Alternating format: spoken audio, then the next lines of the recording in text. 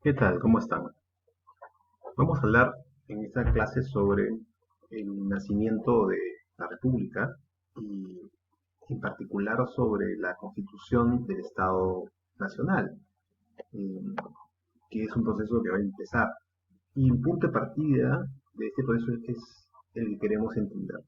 Para hablar de Estado, nos estamos refiriendo a una diversidad de cuestiones claves, como por ejemplo el territorio y la definición clara de los límites del mismo, el vínculo de pertenencia entre el Estado y la población, el tipo de organización del Estado, el tipo de leyes y cómo se producen estas, el financiamiento del Estado para poder financiar sus actividades, su independencia real, es decir, su soberanía, no depender de ningún poder externo para poder tomar decisiones, pero en particular el garantizar el monopolio efectivo y legítimo del uso de la fuerza en un territorio.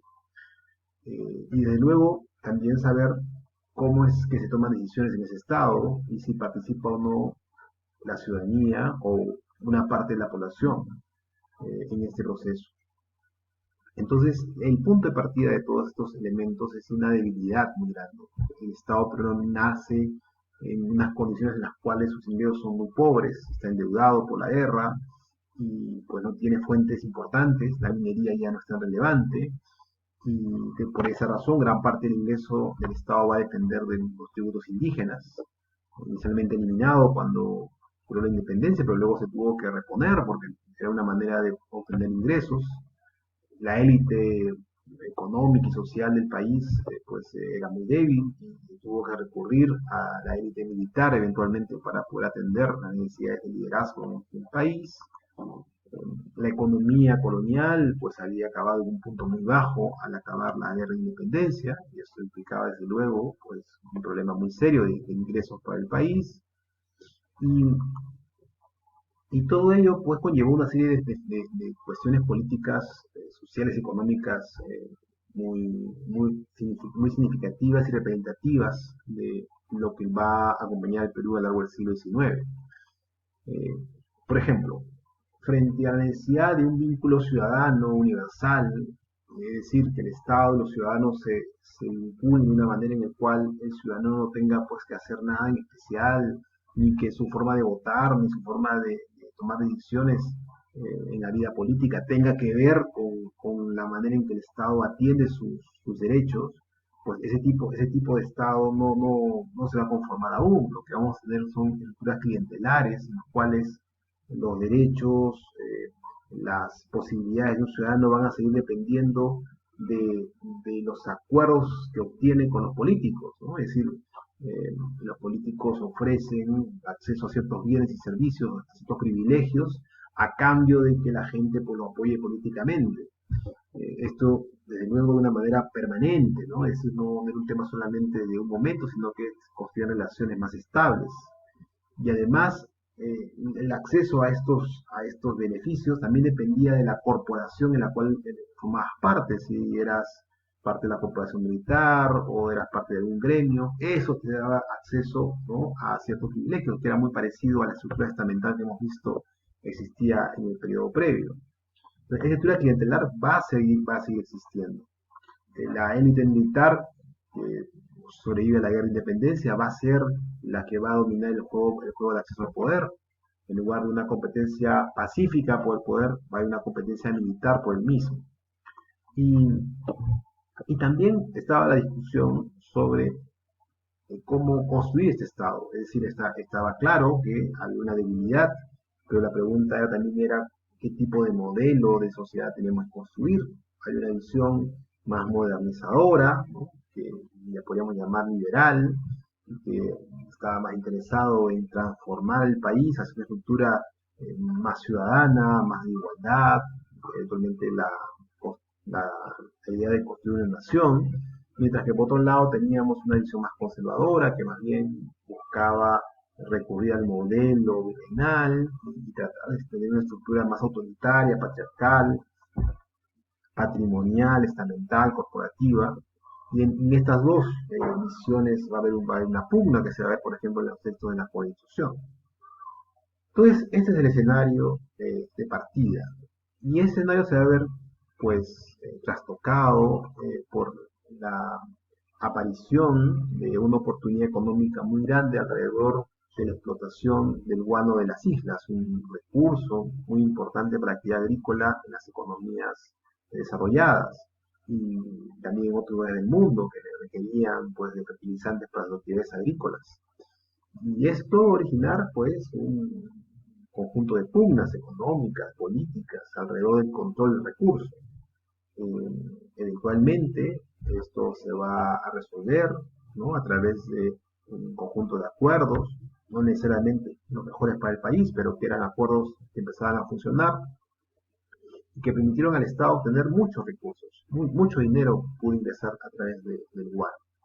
Pero esta actividad no era una que originaba encadenamientos con otras actividades económicas con facilidad. De hecho, a ese tipo de economía se les suele llamar economía de enclave, es decir, una forma de desarrollo económico que no requiere muchas actividades hacia atrás y hacia adelante para poder funcionar bien. Es decir, los insumos son muy pocos. Esto es bueno, está en una isla donde no se requería gran infraestructura para poder explotar el recurso. Eh, Básicamente se requería mano de obra, incluso se trajo a gente de China para trabajar en las actividades guaneras. Es decir, no había necesidad de encadenar esta actividad con otras actividades económicas para que hubiera a través de ello, ¿no?, un efecto multiplicador para la economía nacional. Eh, pero esto originó, más allá de esta situación de enclaves, cambios. Es decir, a diferencia de una visión más, digamos, dura con este periodo, sí hay que reconocer que hubo a través de este aumento de ingresos cambios importantes en la economía, en la sociedad peruana. Pero esos cambios no alcanzaron para darle una transformación modernizadora a toda la sociedad y el Estado, ni generó una estructura más sostenible, ¿no?, que nos permitiera continuar con este aumento de ingresos más allá del guano. Entonces sí hubo cambios, una infraestructura que mejoró, se acabó con la esclavitud, pero no se fortaleció el Estado-Nación.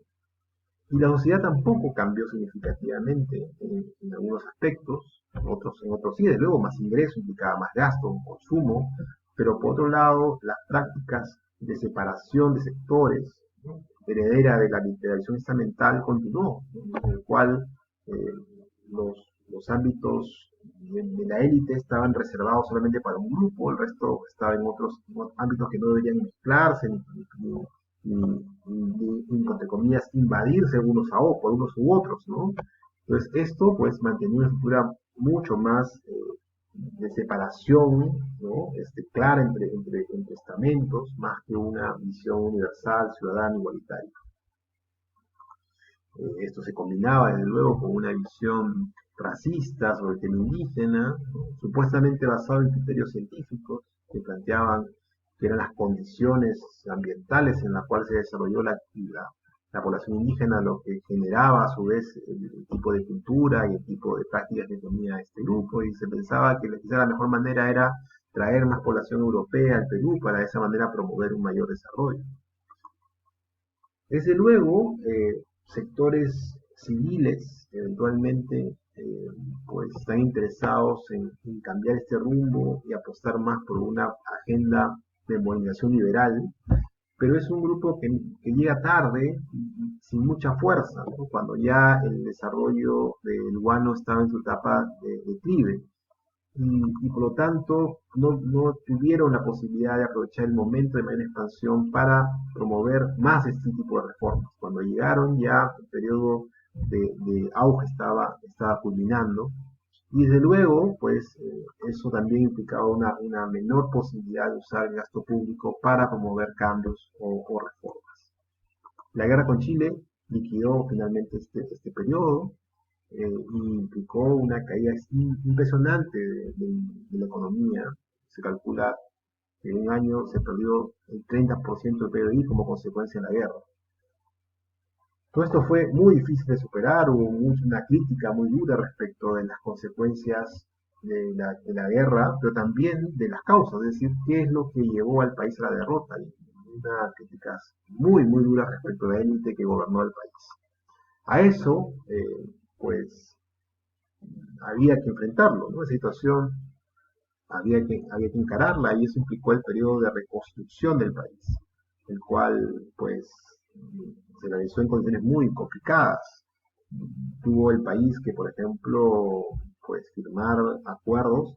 El contrato Grace es el ejemplo más claro de ello, que pues pusieron recursos nacionales en manos de actores extranjeros, ¿no? Consolidando la presencia de estos actores en la Liga Nacional, que va a ser muy importante a lo largo del siglo XX. Y también una discusión sobre cómo romper una visión dualista sobre el país, en el cual un sector de la sociedad seguía mejorando o modernizándose, mientras que otro sector no lo hacía, ¿no? ¿Cómo lograr esta integración del país? Fue objeto de reflexión por muchas personas, ¿no? Quizás solamente para mencionar a dos, Francisco García Calderón, que desde una visión más elitista consideraba que lo que había que hacer era promover esta modernización y la democracia desde una élite ilustrada, ¿no? Debía conducir al país hacia una reducción de los fundamentos de la desigualdad y eso permitía preparar al país para una estructura mucho más igualitaria y democrática. Eso combinado con un manejo estable de la economía que diera los recursos para poder generar estas transformaciones. Pero también visiones más radicales como la de Manuel González Prada, que más bien veía la necesidad de eliminar completamente esa élite, que precisamente él culpaba de la derrota con Chile y que por lo tanto no tenía pues ni la autoridad moral, pero tampoco la capacidad para escapar de sus propios intereses y pensar en una mirada más nacional, mucho más ambiciosa en sus esfuerzos modernizadores. A eso, agregaba Manuel González Prada, había que incluir también la cuestión indígena, una cuestión que él leía en términos económicos, más que un asunto, digamos, como hemos visto, en términos sanitarios, educativos, ¿no? O racistas.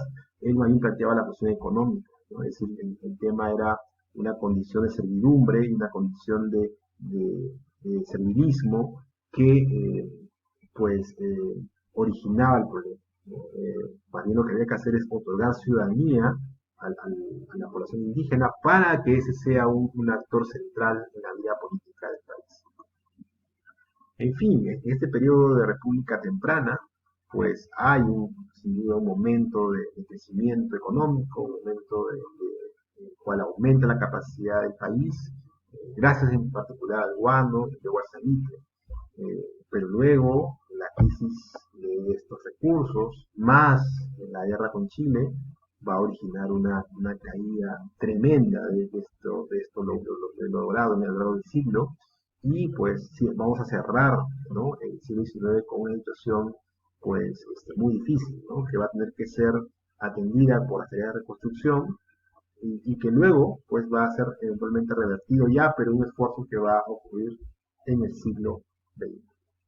Hasta aquí dejamos esta sesión. Nos vemos en la siguiente.